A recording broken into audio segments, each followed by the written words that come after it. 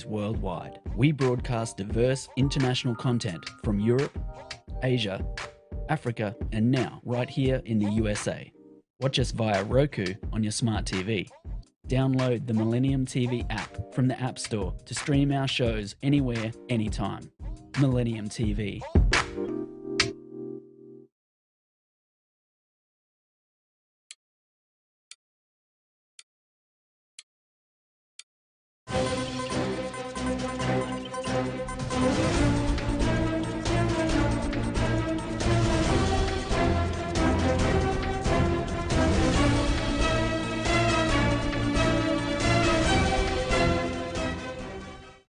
Welcome to Millennium News Hour. I am Tanzeeb Anourin. In today's bulletin, we will present top and trending news from across the nation and the world.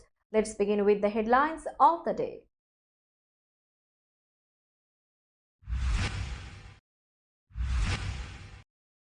US military aircraft crashes off coast of Japan.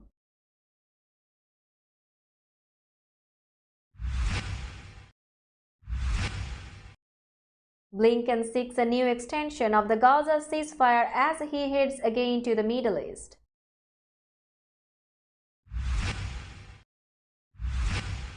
Trump embraces the January 6 rioters on the trail. In court, his lawyers hope to distance him from them. In major speech, Schumer warns of consequences if Americans don't condemn anti-Semitism.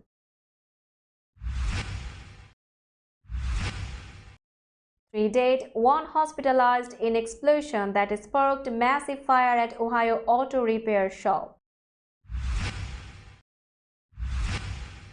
US moves to protect wolverines as climate change melts their mountain refuges, threatens extinction. Actor Evan Ellingson's cause of death revealed.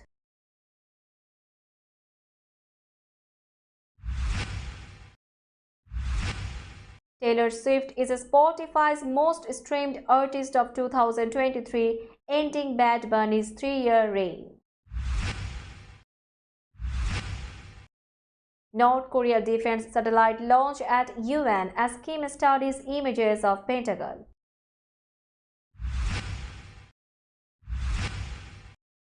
Pope Francis is still having trouble breathing due to lung inflammation, Vatican says.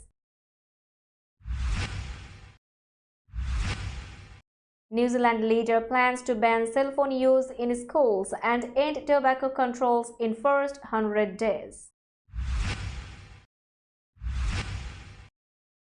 South Korea suspends striker Hwang Ui-jo over illegal video investigation.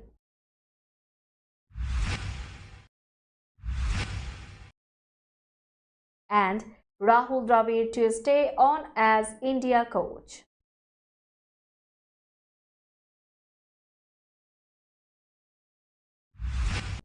You were listening to headlines, now news in detail. A US military aircraft has crashed into the sea off the coast of southern Japan. The wreckage of a US Osprey, which crashed with 8 crew members on board, has been found along with the deployed lifeboat, Japan's Coast Guard said on Wednesday. The Coast Guard said it received an emergency call on Wednesday afternoon from a fishing boat near the crash site, which is off the island of Yakushima, located south of the main island of Kyushu. We received information at 2:47 p.m. today, a Coast Guard spokesperson said. We were also notified that there were 8 crew members on board. The aircraft disappeared from radar at 2:40 p.m. local time, Japan's Chief Cabinet Secretary Hirokazu Matsuno confirmed. According to witnesses, the left engine of the aircraft appeared to be on fire as it went down into the sea near Yakushima Airport. Japanese broadcaster NHK reported. Nearby fishing boats rushed to the scene, locating 3 of the crew members. A spokesperson for US forces in the region said they were still gathering information about the incident. The CV-22 Osprey, belonging to the US Yokota Air Base in Tokyo, departed from the Yakuni US base in the Yamaguchi region on Wednesday, headed for the Kadena base in Okinawa, Ministry of Defense source told NHK. U.S. Secretary of State Antony Blinken says the Biden administration would like to see a new extension of the ceasefire agreement in Israel's war with Hamas after the current one expires to secure the release of additional hostages held by the militant group and to ramp up humanitarian aid deliveries to Gaza, as he prepared to make his third visit to the Middle East since the war began with Hamas' October 7 attacks in Israel. Blinken said Wednesday that in addition to discussing short-term logistical and operational planning, the Biden administration believes it is imperative to discuss ideas about the future governance of Gaza if Israel achieves its stated goal of eradicating Hamas.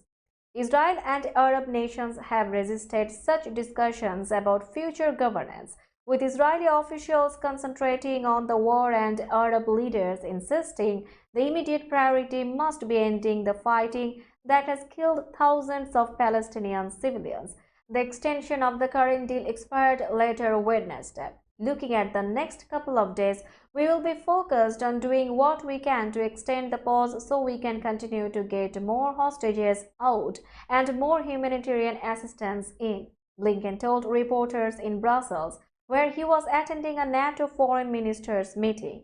And we will discuss with Israel how it can achieve its objective of ensuring that the terrorist attacks of October 7 never happen again, while sustaining and increasing humanitarian assistance and minimizing further suffering of Palestinian civilians.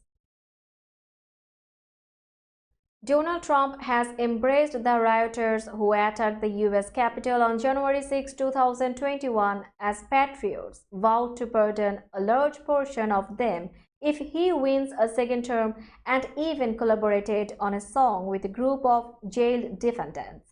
In his election interference case in Washington, his lawyers are taking a different tack. Despite losing a bid to a strike from the indictment references to that day's violence, defense attorneys have made clear their strategy involves distancing the former president from the horde of rioters, whom they describe as independent actors at the Capitol. At the same time, Special Counsel Jack Smith's team has signaled it will make the case that Trump is responsible for the chaos that unfolded and point to Trump's continued support of the January 6 defendants to help establish his criminal intent. The competing arguments highlight the extent to which the riot serves as an inescapable backdrop in a landmark trial set to begin on March 4 in a courthouse just blocks away from the Capitol. It also reflects a point of separation between Trump and his legal team in the case accusing the front-runner for the Republican presidential nomination of conspiring to overturn his 2020 election loss. While Trump's glorification of January 6 defendants may boost him politically as he vies to retake the White House in 2024, his lawyer's approach lays bare a concern that arguments linking him to the rioters could harm him in front of a jury. Senate Majority Leader Chuck Schumer warned in a major address Wednesday about repercussions if Americans don't condemn anti-Semitism, which has increased since Hamas's October 7 attack on Israel. Schumer, the highest-ranking Jewish elected official ever in U.S. history, laid out in a 45-minute speech how Jews have felt isolated in the last month, called out recent examples of anti-Semitism in the U.S., and spoke about how trauma Jews have experienced for millennia is affecting how they feel today. No matter what our beliefs are, no matter where we stand on the war in Gaza, all of us must condemn anti-Semitism with full-throated clarity whenever we see it before it metastasizes into something even worse. Because right now, that's what Jewish Americans fear most, Schumer said in remarks on the Senate floor. Since October 7, Jewish Americans are feeling singled out, targeted, and isolated. In many ways, we feel alone, Schumer said. The solidarity that they initially received from fellow Americans for the brutal attack was quickly drowned out by other voices, he said. While the dead bodies of Jewish Israelis were still warm, while hundreds of Jewish Israelis were being carried as hostages back to Hamas tunnels under Gaza, Jewish Americans were alarmed to see some of our fellow citizens characterize a brutal terrorist attack as justified because of the actions of the Israeli government, Schumer said. The majority leader said that while many currently protesting Israeli policy have noted that 700,000 Palestinians were displaced from their homes when Israel became a state in 1948, they never mentioned 600,000 Mizrahi Jews across the Arab world who were also displaced and expelled from their communities. Schumer listed numerous instances of Jews experiencing oppression over thousands of years, saying that they have been humiliated, ostracized, expelled, enslaved, and massacred for millennia. An explosion at an auto repair shop in Ohio that killed 3 people and sent a 4th person to a hospital sparked a massive fire that burned for hours and spewed thick black smoke into the air. The Tuesday afternoon blast at Jimbo's Auto Repair in Hillsborough was felt at several nearby sites, including the Paint Creek Joint EMS and Fire District, whose crews quickly responded to the scene. The heavy smoke was visible miles away. Information about the 3 people who died was not immediately released by the Montgomery County Coroner's Office. The injured person remained hospitalized Wednesday in a stable condition. The fire burned for several hours before it was extinguished around midnight. Firefighters had to contend with frigid conditions while battling the blaze, and Hillsborough city workers applied salt to nearby soaked roadways to prevent them from freezing over. Some roads in the area were also closed for several hours. The cause of the explosion remained under investigation Wednesday. The state fire marshal's office is leading the probe, and the U.S. Department of Labor's Occupational Safety and Health Administration will also investigate. Hillsborough is about 50 miles east of Cincinnati. The North American wolverine will receive long-delayed threatened species protections under a Biden administration proposal released Wednesday in response to scientists' warning that climate change will likely melt away the rare species snowy mountain refuges and push them toward extinction. Across most of the U.S., wolverines were wiped out by the early 19th century from unregulated trapping and poisoning campaigns. About 300 surviving animals in the contiguous U.S. live in fragmented, isolated groups at high elevations in the northern Rocky Mountains. Wolverines join a growing number of animals, plants, and insects, from polar bears in Alaska to crocodiles in southern Florida, that officials say are at growing risk as increasing temperatures bake the planet, altering snowfall patterns and raising sea levels. In the coming decades, warming temperatures are expected to shrink the mountain snowpack wolverines rely on to dig dens where they birth and raise their young. The decision Wednesday by the U.S. Fish and Wildlife Service follows more than 2 decades of disputes over the risks of climate change and threats to the long-term survival of the elusive species. Official wrote in the proposal that protections under the Endangered Species Act were needed due primarily to the ongoing and increasing impacts of climate change and associated habitat degradation and fragmentation. CSI Miami actor Evan Ellingson's death earlier this month was caused by an accidental fentanyl overdose, according to California authorities. The San Bernardino County Sheriff's Department said the 35-year-old actor's body was found by police in his bedroom in Fontana, California on November 5. Ellingson was 19 when he started abusing drugs, a downward spiral that followed the death of his older brother Austin from a drug overdose. The actor spoke about his struggles when he spent time at Rivers Edge Ranch in 2021. a drug and alcohol rehabilitation program. When he died from the overdose, it kind of just sent me over the edge, said Ellingson in a testimony posted to YouTube. I would have given everything that I had in order to be able to get my brother back, and I knew I couldn't, he said. Taylor Swift is Spotify's 2023 most played artist. According to Spotify Wrapped, Swift was 2023's most streamed artist globally, raking in more than 26.1 billion streams since January 1. That means the pop powerhouse has dethroned Puerto Rican reggaeton star Bad Bunny, who held the coveted title for 3 years in a row beginning in 2020. He is in the number 2 slot in 2023, followed by The Weeknd in third, Drake in fourth, and regional Mexican musician Peso Pluma in fifth. It's not such bad news for Bad Bunny. However, his 2022 album Un Verano Sin Ti was Spotify's most streamed album for the second year in a row, raking in 4.5 billion global streams. In that category, Taylor Swift's Midnight's trails in second, with SZA's SOS in third.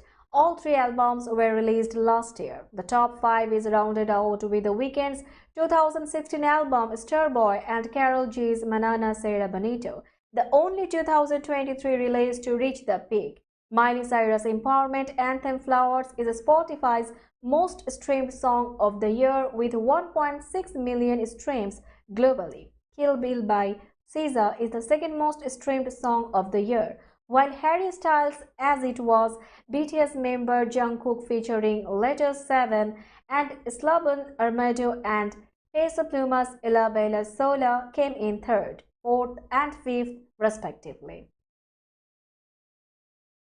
We will be back after a short break. Till then, stay with us.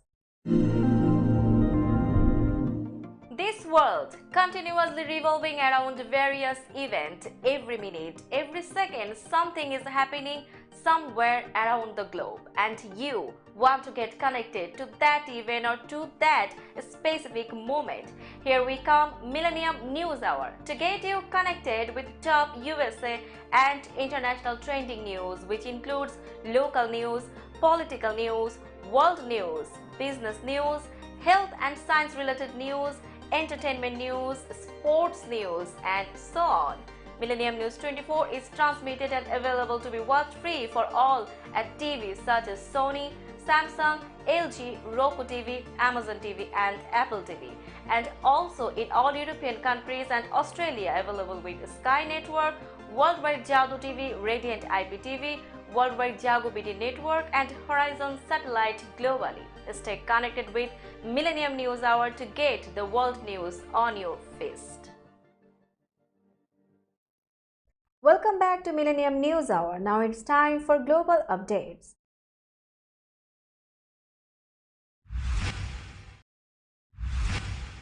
North Korea's ambassador made a rare appearance at the United Nations Security Council to defend his country's launch of a spy satellite. As Pyongyang's state media said, leader Kim Jong-un received satellite images of the White House and Pentagon. Western powers, Japan and South Korea, have said North Korea violated Security Council resolutions by launching the satellite last week.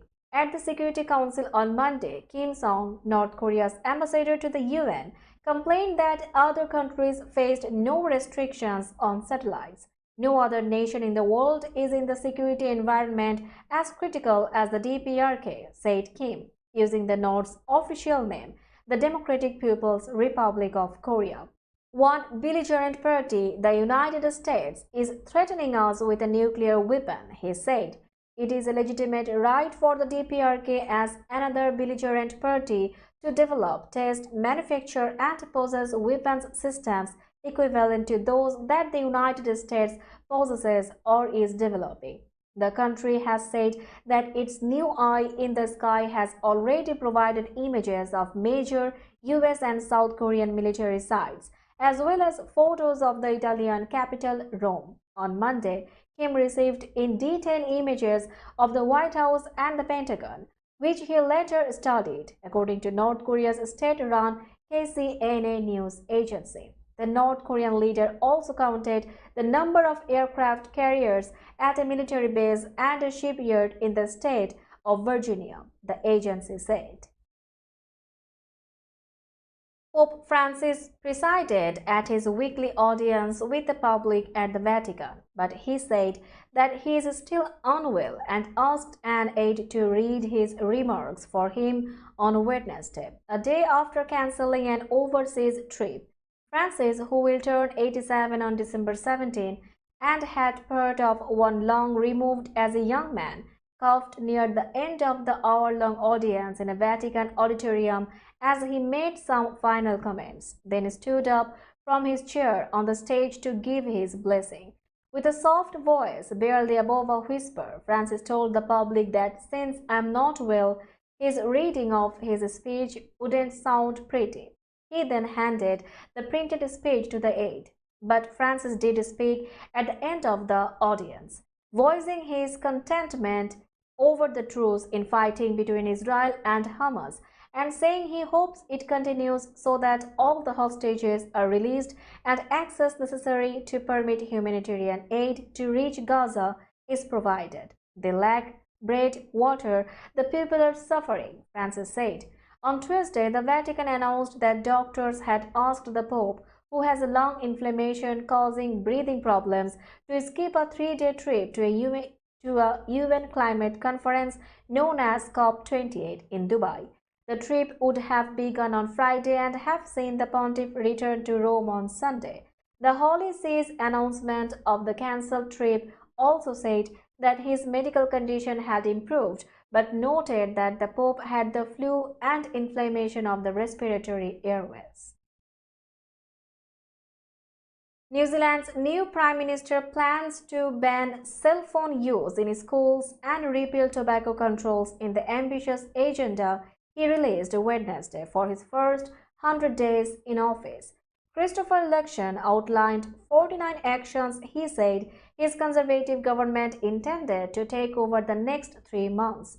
The first new law he planned to pass would narrow the central bank's mandate to focus purely on keeping inflation in check, he said. That would change the Reserve Bank's current dual focus on low inflation and high employment. Many of the actions in the 100-day plan involve repealing initiatives from the previous Liberal government, which had been in office for 6 years. The new efforts include a plan to double renewable energy production. Luxon said many of the measures were aimed at improving the economy. Many of the plans are proving contentious, including the one to repeal tobacco restrictions approved last year by the previous government. Those included requirements for low nicotine levels in cigarettes, fewer retailers, and a lifetime ban for youth. Luxon's government has said that ending the tobacco restrictions, which were not due to take effect until next year, would bring in more tax dollars, although Luxon said Wednesday it wasn't a case of trading health for money. Now it's time for business news.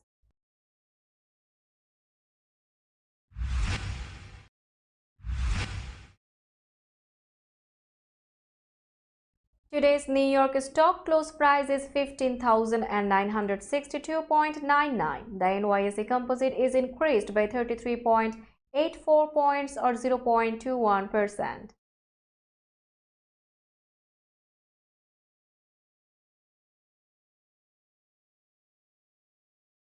Tokyo stock close price is 33,321.22. The Nikkei 225 index is decreased by 87.17 points or 0.26%.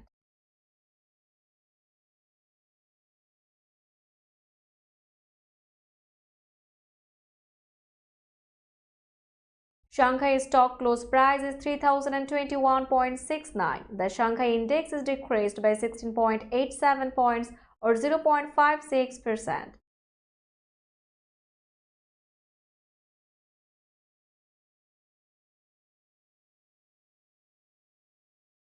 Hong Kong stock close price is 16,993.44.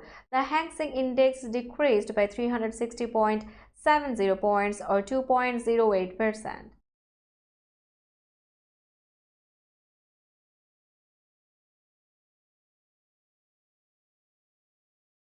Bombay's stock close price is 66,901.91. The Sensex index is increased by 727.71 points or 1.10%.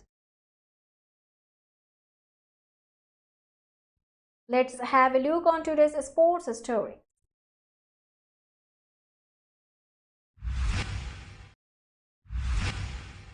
Striker Hwang Ui-jo has been suspended by South Korea 7 weeks before the Asian Cup because of a police investigation into allegations he illegally filmed an ex-girlfriend. The Norwich City forward is accused of filming a sexual encounter with a former partner on his phone without consent and sharing the video on social media. He denies the allegation.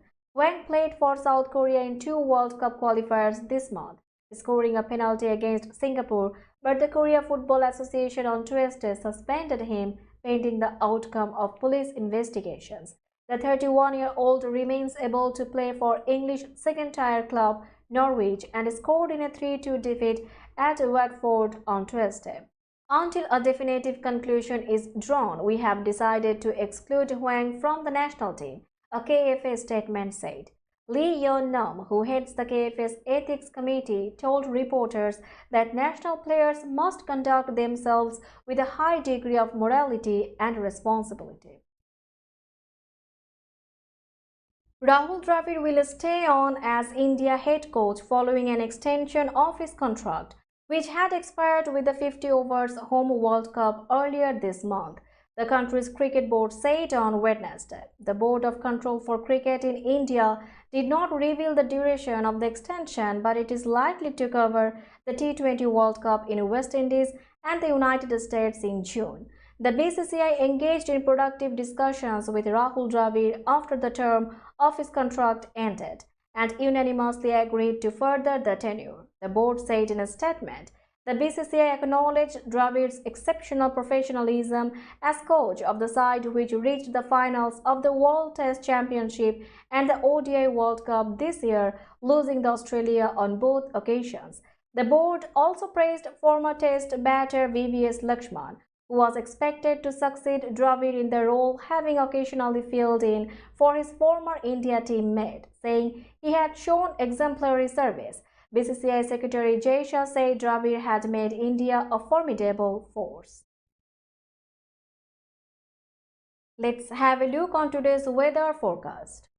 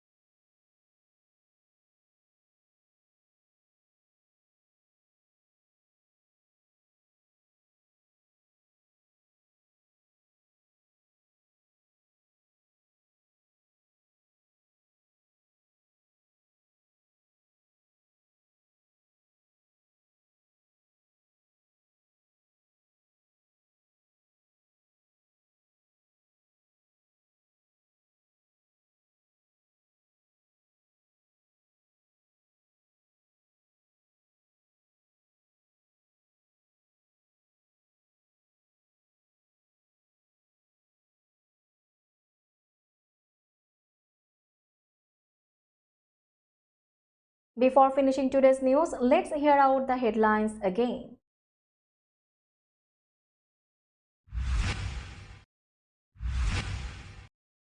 US military aircraft crashes off coast of Japan.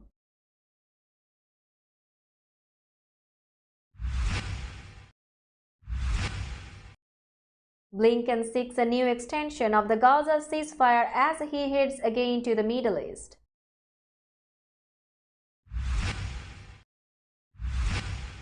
Trump embraces the January 6 rioters on the trail. In court, his lawyers hope to distance him from them. In major speech, Schumer warns of consequences if Americans don't condemn anti-Semitism.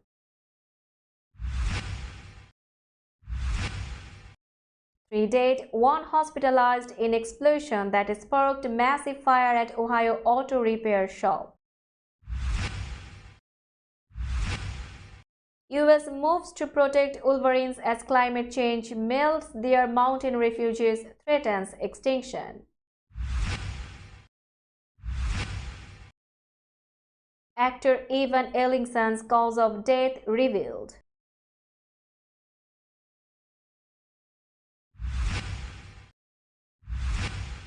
Taylor Swift is Spotify's most streamed artist of 2023, ending Bad Bunny's 3-year reign. North Korea defense satellite launch at UN as Kim studies images of Pentagon.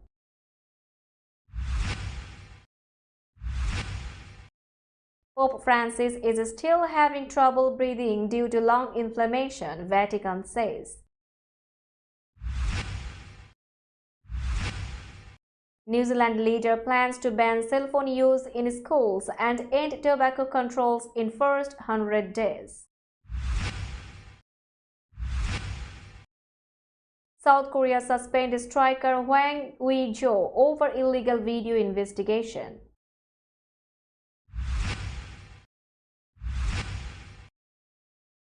And Rahul Dravid to stay on as India coach.